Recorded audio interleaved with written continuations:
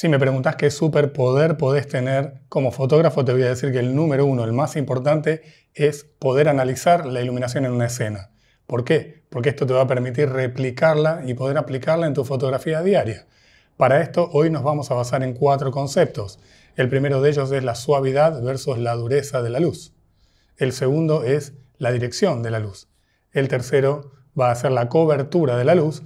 Y el cuarto y último es la cantidad de luces en una escena. Así que estos van a ser nuestros 4 pilares para el video de hoy. Vamos a la intro y empezamos.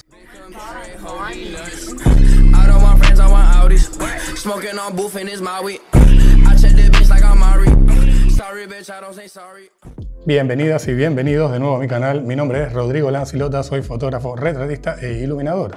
Antes de empezar quiero comentarte algo. Si querés aprender en línea, querés aprender a tu tiempo, a tu ritmo, en tu casa, con comodidad absoluta, pasate por mi página web y fíjate la oferta de cursos que vas a encontrar. Todo lo que tiene que ver con fotografía de retratos, con iluminación, lo vas a encontrar en mi página web, rodrigolancilota.com. Te voy a dejar acá abajo el enlace para que puedas entrar y ver lo que a vos te guste y lo que a vos te sirva. Así que, dicho lo dicho, vamos a empezar. Entonces, vamos a trabajar sobre estos 4 conceptos y quiero aclarar algo. Estos conceptos, es decir, suavidad versus dureza, dirección, cobertura y cantidad de luces, trabajan en conjunto. No es que trabajando uno solo podemos definir todo un esquema de luces, sino que lo tenemos que trabajar en conjunto porque están relacionados entre sí y es el punto de partida y la base sobre la cual vamos a poder crear nuestra iluminación. El punto de esto es que, más allá de todo esto que yo les voy a enseñar hoy, probablemente tenga que hacer una aclaración, y es que no vamos a lograr exactamente el mismo aspecto porque hay muchas variables, hay muchas cosas que hacen que el aspecto final de una imagen cambie, sobre todo si vamos a trabajar con imágenes de referencia en la cual hay un elemento clave y es la edición. La persona que hizo esa fotografía seguramente le hizo edición, por lo tanto puede haber ajustes que nosotros no lleguemos a lograr directamente en cámara. Pero lo importante de esto es que vamos a encontrar el ambiente general de luz y vamos a trabajar sobre esto. Así que bueno, elegí una fotografía que hice durante el último workshop presencial que di, donde la temática era Betty Boop, o al menos nuestra versión de Betty Boop, y trabajamos un poco esas imágenes en blanco y negro, otras en color, pero la que yo quiero elegir para el análisis de hoy está en blanco y negro. ¿Por qué? Porque la verdad es que nos va a quitar el color del medio y no quiero que nos distraiga el color, quiero que nos fijemos en la cualidad de la luz, en los volúmenes, en el contraste, y para eso el color, digamos que de alguna manera me está molestando. Así que bueno, nuestra imagen es esta que tenemos acá en pantalla ahora mismo, es nuestra Betty Boop, y vamos a empezar a trabajar con el primero de los conceptos, que es suavidad versus dureza. Por lo tanto, lo primero que yo voy a hacer es acercarme. Quiero que vean la cara en primer plano, porque lo que en realidad importa en este punto es cómo descubrir cuando la luz es suave o cuando la luz es dura.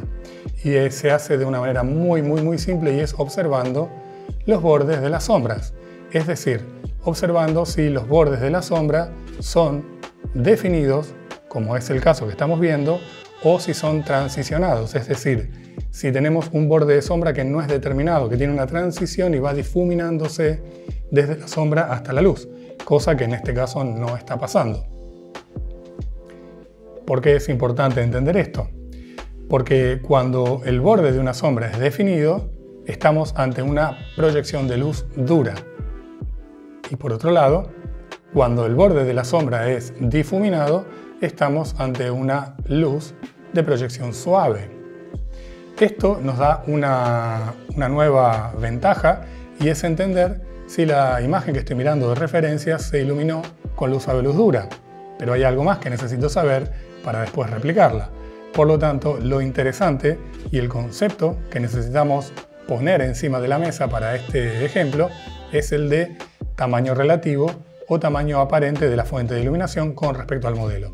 Y dice así: cuanto más grande sea el tamaño en apariencia en relación de la fuente de luz en relación con el modelo o el objeto que voy a iluminar, más suave va a ser la luz proyectada.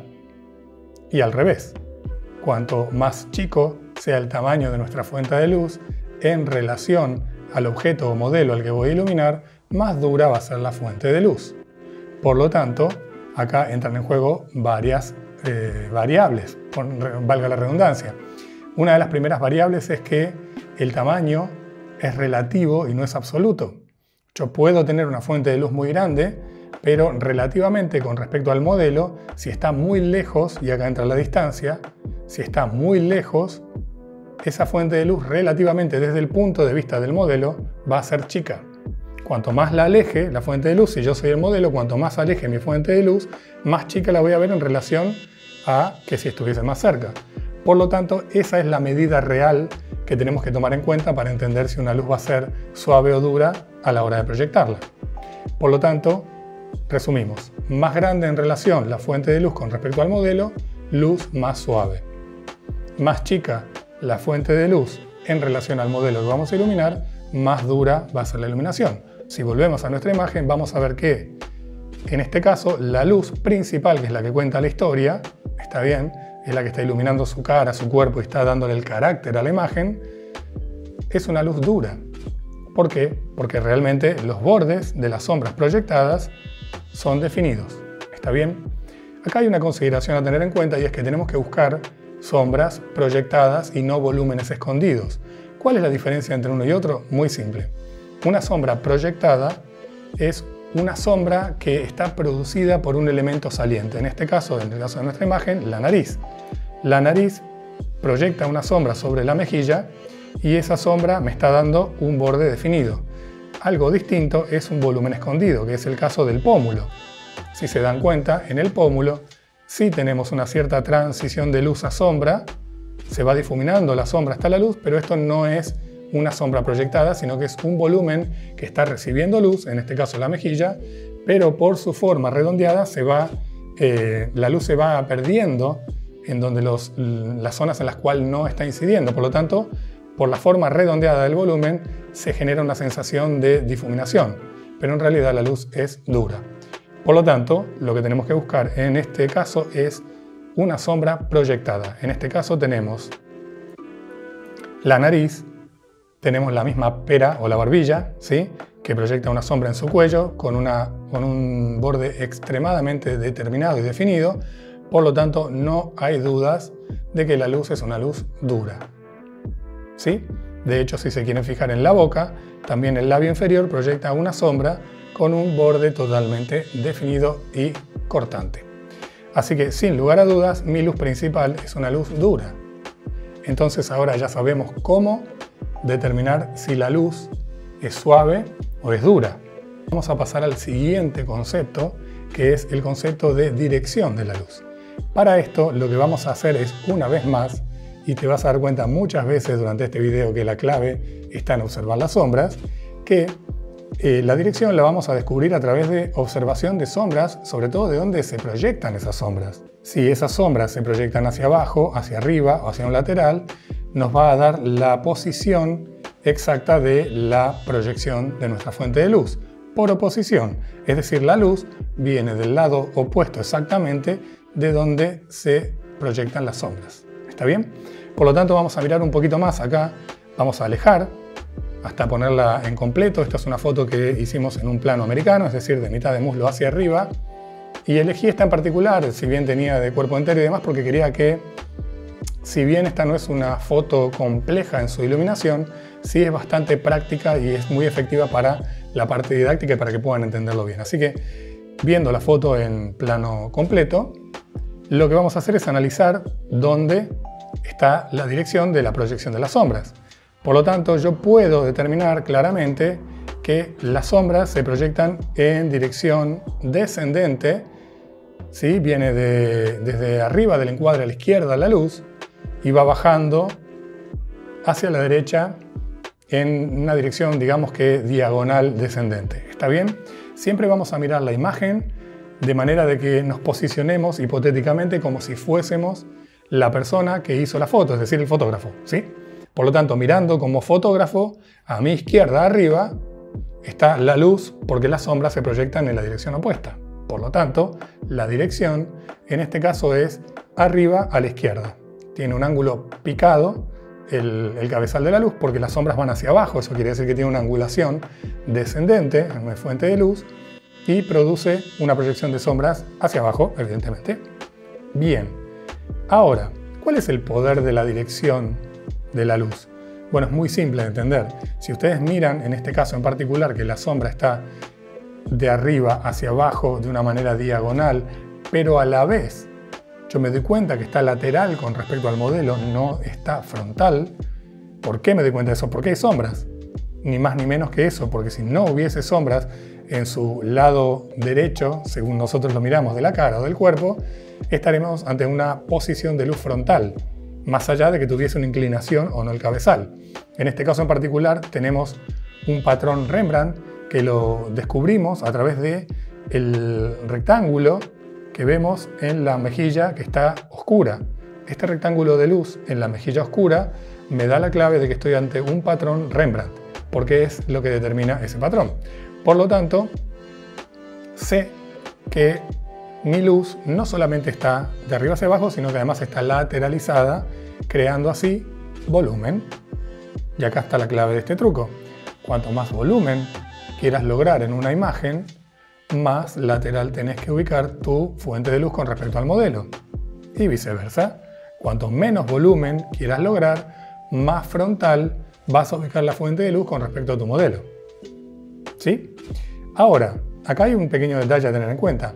¿Qué pasa si mi fuente de luz está en posición frontal con respecto al modelo, pero yo cambio mi posición de toma o cambio la posición de la cabeza del modelo? Entonces probablemente la luz va a incidir de manera distinta y ya no se va a cumplir este factor.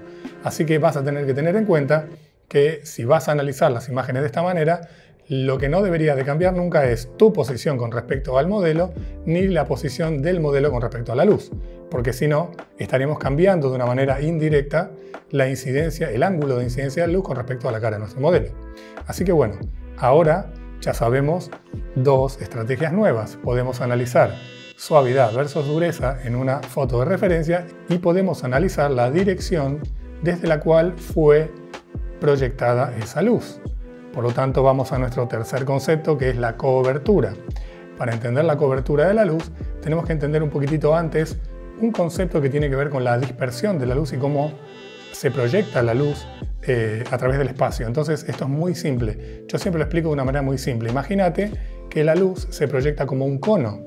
Desde el momento en que abandona la fuente de luz que la produce, la luz lo que hace es comportarse como un cono, es decir, se abre y se va a seguir abriendo mientras tenga espacio para seguir abriéndose. En el momento en que choque contra nuestro modelo o contra el primer objeto que ilumine, ahí se va a producir un nivel de cobertura X que va a depender de la distancia que recorrió esa luz antes de llegar a ese punto. Muy simple. Imagínatelo como un vaporizador de agua y vos te haces un disparo chiquitito de ese vaporizador de agua cerca de tu cara. El chorro, si bien se abre, no va a tener tanto espacio para abrirse y te va a mojar una parte muy pequeña de tu cara. Pero si vos alejás este vaporizador y disparás, te vas a llenar con una bruma de agua que te va a mojar mucha más zona de tu cara. La luz es exactamente igual. Así que ahora sabes que a través de la distancia podés controlar la cobertura de tu luz. Y el concepto sería el siguiente. Cuanto más cerca esté la fuente de luz con respecto a tu modelo, menos cobertura va a tener. Y cuanto más lejos esté la fuente de luz con respecto a tu modelo, mayor cantidad de cobertura va a tener porque sencillamente tiene más espacio para abrir su cono. Por supuesto que si alejas la luz, vas a necesitar aumentar la potencia de tu luz para que la exposición sea correcta en la cara de tu modelo. Perfecto. Tenemos tres conceptos. Suavidad versus dureza, tenemos dirección de la luz y por ahora estamos trabajando con la cobertura de la luz. Así que vamos a analizar la cobertura de la luz en esta imagen en particular. En este caso, evidentemente, no me interesa tener una mirada muy macro, muy especializada, muy detallada, muy chica de la imagen, sino que necesito tener una mirada más macro. Significa una mirada de la imagen entera para saber hasta dónde está invadiendo la luz en mi modelo, ¿sí? Entonces, yo veo claramente que mi fuente de luz sabiendo que es dura, está llegando a una zona bastante acotada de su cuerpo, que está trabajando entre su cabeza y su pecho. Más allá de su pecho hacia abajo no hay luz. Por lo tanto, a priori podría yo determinar que la fuente de luz está cerca de la modelo. Está bien, o relativamente cerca. Bien, perfecto. Tenemos varias conclusiones sobre esta imagen. La primera es que la luz es dura. La segunda es que la posición de esa fuente de luz está siendo lateral y descendente, es decir, de arriba hacia abajo, creando un patrón Rembrandt. Y la tercera y última conclusión, por ahora, es que la cobertura es bastante acotada. Bien, nos queda nuestro cuarto y último concepto, que es la cantidad de luces en la imagen. Este puede ser el concepto que más nos complique, sencillamente porque a veces no es tan fácil determinar o distinguir cuántas luces se están utilizando. Pero te voy a dar un truco, al menos un truco, para que vos puedas intentar hurgar y buscar y desentramar cuántas luces hay en la toma.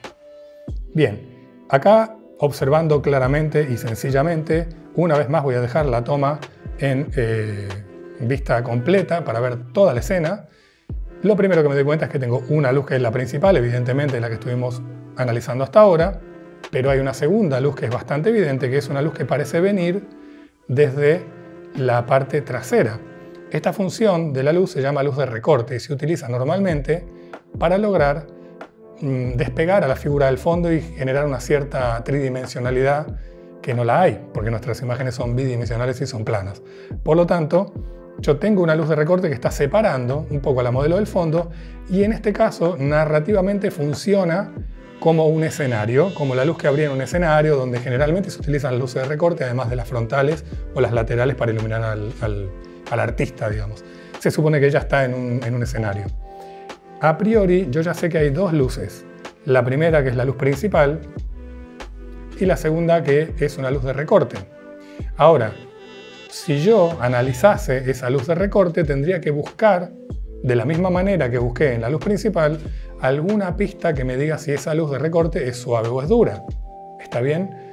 Para empezar, entonces voy a acercarme ahora sí, y claramente veo que de su oreja se proyecta la sombra, justamente que es la sombra de su oreja, donde tiene unos bordes que son totalmente definidos. Por lo tanto, sé, sin lugar a dudas, que la luz de recorte es una luz dura también. Ahora, voy a intentar determinar la dirección de la luz de recorte. ¿Cómo lo voy a hacer? Si recuerdan, tenemos que observar la dirección de las sombras y el lugar opuesto, la dirección opuesta es el lugar donde está nuestra fuente de luz. En este caso está bastante simple. Nos damos cuenta que prácticamente tiene una inclinación al menos más parecida a la luz principal, pero con una pequeña diferencia. Esa diferencia es que está mucho más desde atrás de la modelo, no está tan, digamos, está mucho más lateralizada, es una luz que justamente es de recorte, por lo tanto está situada mucho más atrás de la modelo que la luz principal. Y por eso tiene un área de cobertura, primero y principal, distinta, porque la dirección es distinta, además de que el cabezal de la luz, si se dan cuenta, no parece estar directamente apuntando hacia la mejilla oscura de la modelo, porque en ese caso tendría toda la mejilla iluminada y no tendría nada de volumen. Por lo tanto, mi observación y análisis de esta imagen, en realidad estoy haciendo trampa porque la iluminé yo, sé cómo iluminé, pero quiero decir que este dato me está diciendo que la luz de recorte no estaba apuntando a la mejilla, más bien estaría apuntando o a la nuca de la modelo o incluso pasando por detrás de la modelo y tocamos a la modelo con el borde del haz de luz más lejano de nuestra fuente de luz para acotar esa incidencia de la luz. Bien, sabemos que hay dos luces, a priori decimos, bueno, yo creo que acá me quedo, parece que esta imagen tiene dos luces, pero viene uno de los trucos que yo les quería mencionar y es buscar el catch light en los ojos. ¿Qué es el catch light? El catch light es el reflejo de alguna de las fuentes de luces o de todas las posibles en los ojos del modelo. Así que lo que voy a hacer es ir a un zoom máximo y lo que voy a descubrir claramente es que en las pupilas de la modelo encuentro dos fuentes de luces. Por lo tanto, acá hay gato encerrado. En este caso digo el gato encerrado porque esta técnica de iluminación o este esquema que utilicé en este caso no es un esquema muy habitual, pero justamente por eso quise elegir esta imagen, para que vean que lo aparente no siempre es lo que es y que tenemos que escarbar un poquitito más. Así que observando el catch light me doy cuenta que hay dos luces trabajando sobre la cara de la modelo y sobre el cuerpo de la modelo. Lo primero que veo es que una de las luces es más chica que la otra. Y acá puedo deducir claramente que la luz más chica está oficiando de luz principal porque es la que está generando sombras duras. Y es la que está contando la historia, tiene mayor cantidad de iluminación y de incidencia sobre la escena. Pero la otra luz, que viene prácticamente del mismo lugar, porque está prácticamente en línea o muy cercanamente, está trabajando sobre esa escena. No es gratuita esa posición de luz, ni el haber agregado esa luz. Entonces, empiezo a mirar un poco más y a pensar qué puede estar haciendo esa segunda luz. La función más obvia que me da esta segunda luz más grande es una luz de relleno, es decir, una luz que esté de alguna manera controlando el contraste de mi imagen. ¿Por qué? Porque seguramente si esa luz no estuviese encendida, sería imposible prácticamente ver todo lo que hay debajo del pecho de la modelo y en el fondo. Así que en mi teoría tenemos tres luces en esta imagen. Luz principal, dura, luz de recorte, dura, y luz de relleno. En este caso es una luz suave o semidura porque se ve bastante más grande la fuente de luz, pero por el catch light yo me estoy dando cuenta que más allá de que sea grande, con respecto a la luz principal que es dura, no es mucho más grande, así que por lo tanto es una luz semidura. ¿Está bien? Estoy trabajando sobre las proporciones de lo que veo en el catch light para darme cuenta qué tipo de cualidad de luz estoy proyectando como luz de relleno. Ok, entonces, en mi teoría tengo tres luces y porque yo lo iluminé sé que es así, hay tres luces, así que ahora sé que en esta imagen se utilizaron tres luces. Una luz principal que estaba ubicada prácticamente a 45 grados, en una posición elevada, a izquierda de cámara, arriba. Hay una segunda luz que está oficiando como luz de relleno y viene de la misma dirección que la luz principal para que se sienta orgánica y no ponerla justamente del lado opuesto, que es lo que se suele hacer, porque esto, si yo no controlo bien la potencia de esa luz de relleno, puedo generar digamos, sombras dobles que no van a quedar bien. Así que, en este caso, la estrategia fue utilizar una luz de relleno de la misma dirección o de una dirección muy similar a la luz principal para que se vea orgánica y se sienta natural. ¿Bien? Y por último, una luz de recorte. Esa luz de recorte ya sé que está también en una posición elevada porque la proyección de la sombra es hacia abajo, pero también sé de que está mucho más retrasada con respecto al modelo y también sé que no está apuntando a la mejilla oscura. Por lo tanto, ahora que tengo toda esta información, puedo pasar a la acción. Como no tengo ahora un set armado como para poder replicar esta foto con una modelo real, lo que vamos a hacer es que te voy a mostrar cómo haría la práctica, cómo lo pondría en práctica a través de un software virtual de iluminación que utilizo a menudo cuando quiero probar esquemas de iluminación. Así que vamos allá. Bien, genial, ya estamos acá en el Z-Light 3D, que es el nombre de este software virtual para poder probar iluminaciones, y lo que hice fue generar una escena similar a la que estuvimos fotografiando para poder mostrarte cómo lo practicaría. Para esto lo que hice fue generar esta escena que tiene un fondo gris como el que utilizamos en la realidad, dos cortinados negros como el que utilizamos en la realidad y creamos a esta modelo que es la doble virtual de Tatiana, que fue nuestra modelo real, con un vestido bastante similar porque todo no se puede en esta vida, así que bueno, para el caso nos va a servir.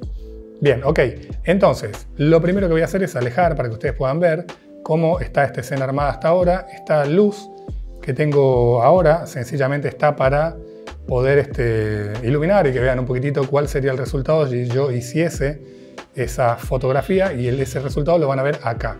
Voy a quitar un poquito esto para que puedan ver con más claridad. Vamos a hacer un poco más grande esto para que tengan una mejor vista de esta zona. Bien, perfecto. Entonces voy a cambiar toda esta iluminación.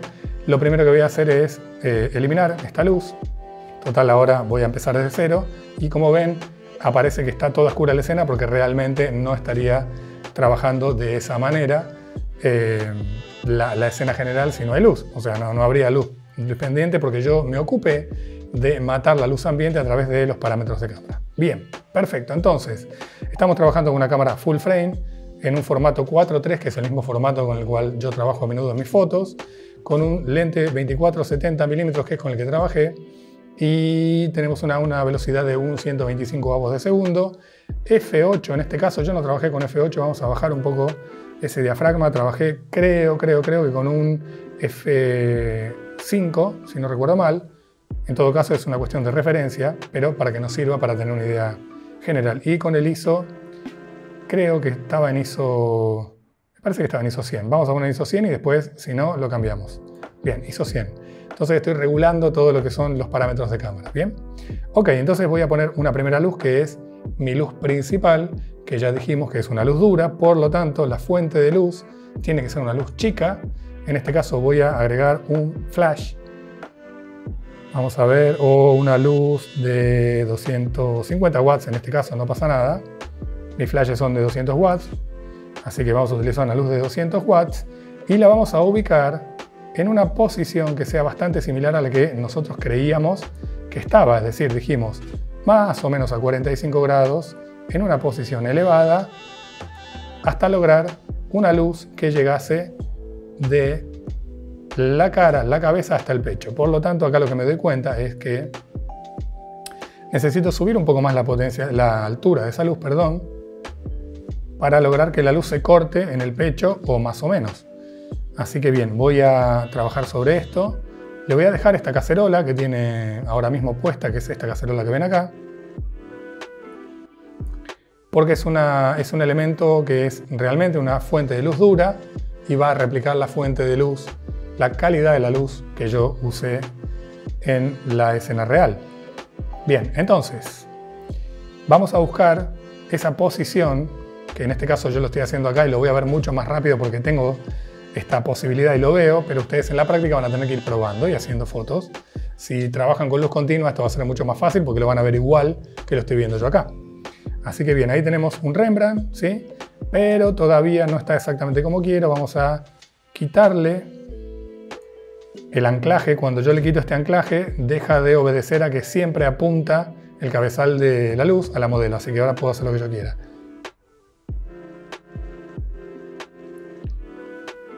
Voy a intentar ir a una zona más parecida a la que estaba anteriormente.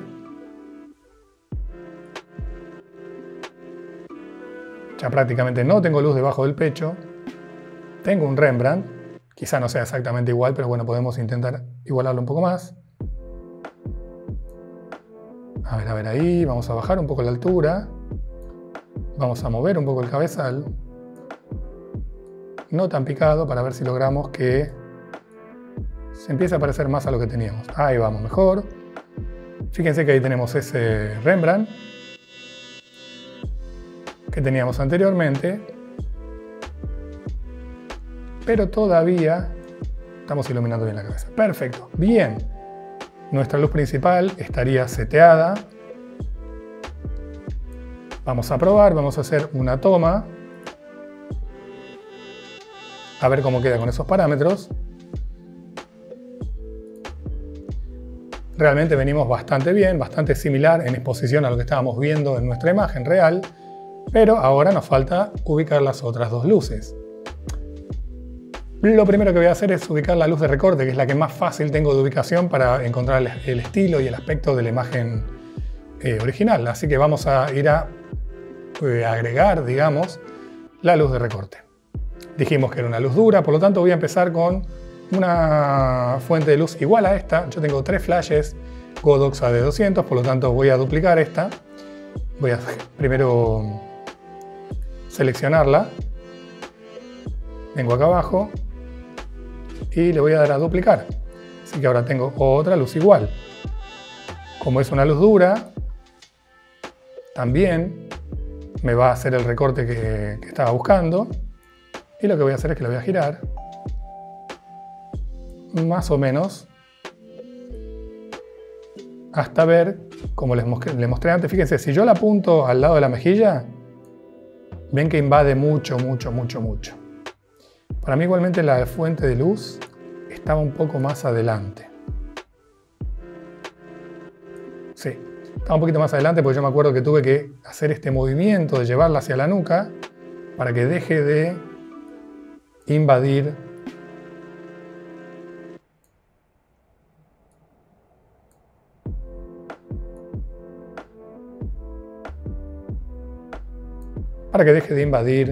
si escuchan que me callo es porque estoy pensando, para que deje de invadir su cara. Así que puede ser que esté un poco más atrás, ahí va, y un poquito más lateral. Vamos a buscar esa sombra que había hecho en las orejas, a ver si la logramos, es decir, algo se nos había metido de luz ahí. Como tenía también luz de recorte que estaba pasando por la cabeza, vamos a ver si encontramos esta misma.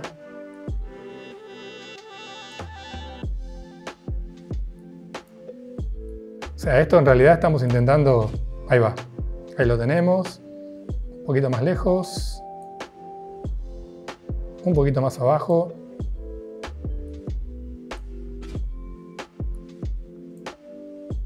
Ahí estaría teniendo un poquito mejor la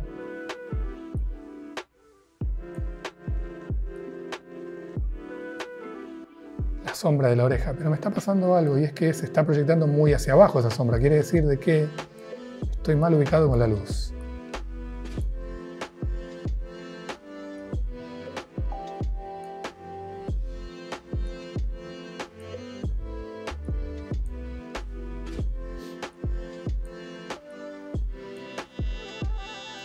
A ver, voy a cambiar un poco la perspectiva para ver realmente qué está pasando por acá. Me parece que esta luz tiene que estar un poquito más acá.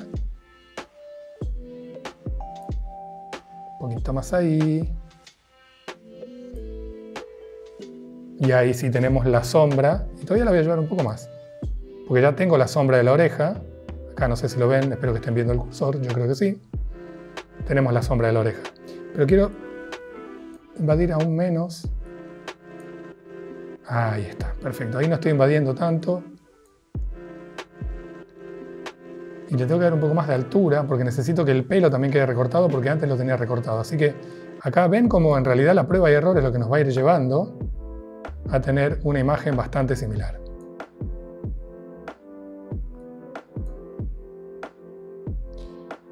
Yo creo que ahí estamos bastante bien. Bastante bien. Y con la potencia de la luz, en realidad está a la misma potencia porque no toqué nada. Creo que le deberíamos de bajar un poquito la potencia para que el recorte sea un poco menos evidente, porque la sutileza es la marca distintiva de la belleza. Así que bien, perfecto. ¿Ven qué pasa ahora? Fíjense que tal y como tenemos esta imagen ahora, el fondo no se ve. Y acá es donde corroboramos que realmente necesitábamos una luz de relleno para darle un poco de luz a ese fondo, porque en caso contrario no estaríamos viendo nunca el fondo. Básicamente el fondo pues está todo oscuro, no veo nada. Por lo tanto, voy a agregar una luz más. Perdón, vamos a hacer primero la imagen, la foto, como si la tomamos para que vean las dos luces funcionando. Ahí tenemos el snap. Lo vamos a ver y ahí estaría funcionando con las dos luces, ¿sí? En este caso se me está colando un poco la luz, cosa que no debería estar pasando. También tengan en cuenta que esto es un simulador y que yo no sé exactamente a qué distancia milimétrica tenía la otra luz, pero bueno, lo vamos a dejar ahí, nos vamos a perdonar eso. Estamos buscando el aspecto y no la foto exacta. Bien, perfecto, volvemos entonces y vamos ahora sí a agregar una luz más. Una vez más, vamos a poner una luz que en principio va a estar cerca, como parecía estar, estaba un poco más abajo parecía, ¿no?, que la otra. Así que le vamos a dar un poco menos de altura, tal y como está, y le vamos a cambiar el modificador. ¿Por qué? Porque la luz que estábamos trabajando como luz de relleno era una luz más suave. Le vamos a poner quizá un octavox de 80. Entonces, ahora vemos que esa luz, la voy a prender y la voy a apagar para que vean la diferencia acá. Esa luz sí me estaba dando el detalle que necesitaba, pero aún así todavía el fondo no lo veo. Así que tengo que subir la cantidad de potencia de esa luz hasta que empiece a ver al fondo. En este caso ya veo el fondo y tengo mucho más controlado el contraste. Pero lo que me está pasando ahora es que yo no quiero que se baje tanto el contraste. De hecho, la foto no tenía toda esta zona tan iluminada. Así que, porque si no perdemos el Rembrandt. Se dan cuenta que acá ya no hay un Rembrandt. Por lo tanto, tengo que cambiar la dirección de esta luz para que me siga permitiendo el Rembrandt. Pero aún así, tenga la luz en el fondo. Entonces, si yo quiero que esta luz me siga dando luz al fondo, pero me regule el contraste, tengo que, si no le voy a cambiar la potencia, cambiar la dirección de esa luz. Ahora lo que estoy haciendo es que no invada esta zona. Lo que hice fue mover el cabezal en dirección más lejos de la modelo, ¿ven? Así puedo recuperar ese Rembrandt, pero aún así puedo ver el fondo. ¿Está bien? Por lo tanto, digamos que ahora si hacemos la imagen, tomamos esta foto, vamos a hacer el clic, vamos a obtener la imagen terminada, o al menos muy cercana a lo que teníamos en nuestra escena real. Dicho esto, quiero que reflexionen acerca de algo, quiero que puedan poner en práctica esto con una tarea muy simple. Lo ideal siempre para aprender cualquier cosa es replicarla y practicarla lo más rápido posible. Así que en el momento en que vos veas este video, y si no podés hacerlo automáticamente después, volvé a mirar este video y practicalo en algún momento, porque la verdad es que esta técnica y esta estrategia de análisis te va a servir muchísimo. Por una razón muy especial, y es que vas a obtener este nuevo superpoder de poder replicar las fotos que a vos te motivan. Tus fotos de referencia, o mejor aún, tu cliente te escribe y te dice: quiero una foto así, ¿podés hacerla? Sí, puedo. Está claro que después puede haber muchos detalles que pueden ser no replicables por una cuestión muy simple, y es que el espacio donde vos vayas a fotografiar sea muy diferente al de la referencia que te pasaron. En realidad, a menos que nosotros veamos un backstage, nunca vamos a saber realmente cómo era el espacio completo en el cual se hizo esa imagen. Pero, aún así, ahora, con el poder de nuestro análisis, estamos muchísimo más cerca de lograr la foto que queremos, o mejor aún, que quiere nuestro cliente. Entonces, si te gustó este video, te pido que le des like, que te suscribas a mi canal, que actives la campanita así podés saber cada vez que suba un video más para vos, y que apoyes, porque con un comentario, con un like, a vos no te cuesta nada, pero a mí me ayuda a seguir creando contenido para vos, y si vos me ayudás, yo te puedo seguir ayudando. Así que nos vemos en el próximo video. Chau, chau.